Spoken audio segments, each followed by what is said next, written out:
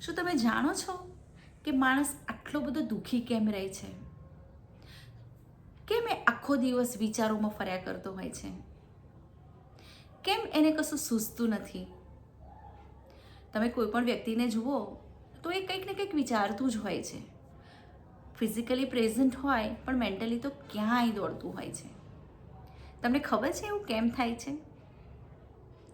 એનું રીઝન છે કે જનરલી આપણે આપણા માઇન્ડ સાથે વાતો કરીએ છીએ. આખો દિવસ આપણે આપણા માઇન્ડ સાથે જ વાત કરી રહ્યા છીએ. માઇન્ડ સાથે વાત કરવાથી શું થાય? કોન્સ્ટન્ટ થિંકિંગ અને એના કારણે આપણને સ્ટ્રેસ આવે, આપણને એન્ઝાઇટી આવે, આપણને કંઈ સૂઝે નહીં. એના બદલે આપણે માઇન્ડ શિફ્ટ કેવી રીતે કરી શકીએ? તો માઇન્ડ શિફ્ટ કરી શકીએ આપણે ડિવાઇન કનેક્શનથી. તમને એવું લાગતું હશે કે ભગવાન સાથે કનેક્શન કેવી રીતે થઈ શકે? થઈ શકે ને.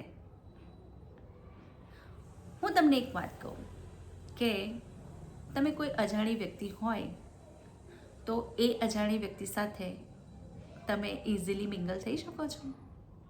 તમે વાત કરી શકો છો? નથી કરી શકતા ને. તો અગર તમારું ડિવાઇન સાથેનું કોઈ કનેક્શન જ ના હોય, તમારું ડિવાઇનને તમે અલગ અલગ મતલબ કે ક્વેશ્ચન જ પૂછ્યા કરતા હોય, તો શું તમારું માઇન્ડ જ આન્સર આપે ને? ના એવું થાય?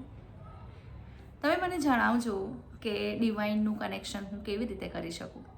હું મારી નેક્સ્ટ સિરીઝ લઈને આવીશ અને એના 1 વીકનું આપણે સિરીઝ રાખીશું અને એમાં હું તમને પરફેક્ટલી તમારા ડિવાઇન સાથેનું કનેક્શન કરાવીશ.